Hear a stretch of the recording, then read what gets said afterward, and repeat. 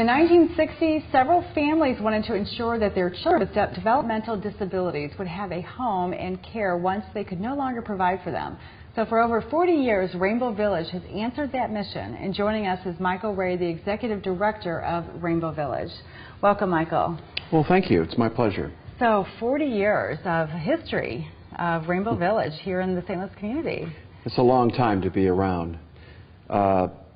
You know, the families that originally founded Rainbow Village, they had a vision and a mission. All of them had a child with a developmental disability. And I think that the biggest concern each one of them had was what was going to happen to my son or daughter when I'm too old to be able to care for them anymore.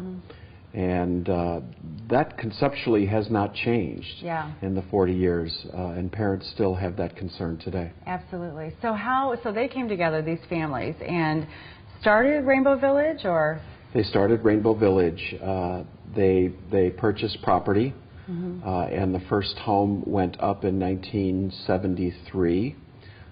We broke ground a little bit before that, and that was a respite facility. And initially, Rainbow Village was an organization that provided respite care for families who wanted to drop a child off who had a developmental disability, to give them an opportunity to run errands or something like that. Like a daycare, like a daytime. It was, and that was the original concept. And we've grown now substantially from that single home we built in '73. We now have 70 homes spread throughout St. Louis community, and that's in St. Louis County, St. Charles County, and the city of St. Louis. And the goal now has changed a little bit for the residents of these homes. Is that correct? Well, for the most part, our resident base is now an adult population. The average age of our residents is probably 40 to 45 years old. And these are individuals who parents are no longer able to really provide the best opportunity for them living at home, and so they take advantage of an opportunity through an agency that we work with to live in a Rainbow Village home.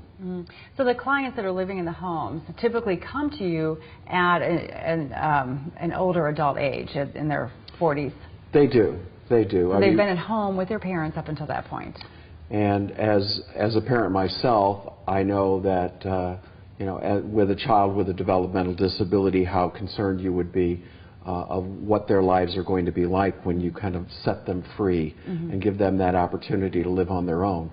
And it's a really wonderful opportunity for each of those individuals to really spread their wings and be able to be all that they can be as they continue to develop through their adult life.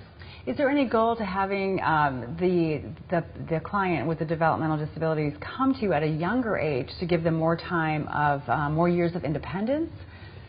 That's difficult to evaluate. We work specifically, well, today we work with 17 different agencies who provide the support services for those individuals who live in our homes.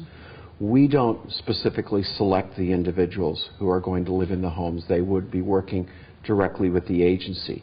The agency will contact us when they've matched, say, 2 or 3 individuals who would be great roommates, and then the search begins. Okay, so the clients do not live on their own. They have roommates. Always. They have roommates, and they have 24/7 support care in the homes. Okay, okay. So how, the agencies that assess the individuals, how are the assessments done, and how is it determined if somebody is able to live in this sort of semi-independent type of residence? I'm not entirely privy to the entire process, simply because every individual is so unique.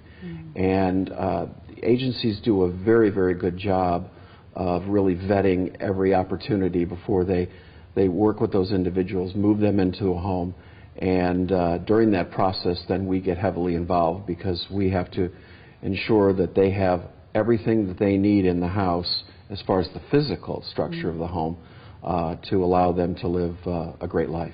Very, very good. So we're going to take a quick break right now, Michael. When we come back, we're going to have much more information about Rainbow Village and how we can all learn and benefit from its involvement in our community after this break.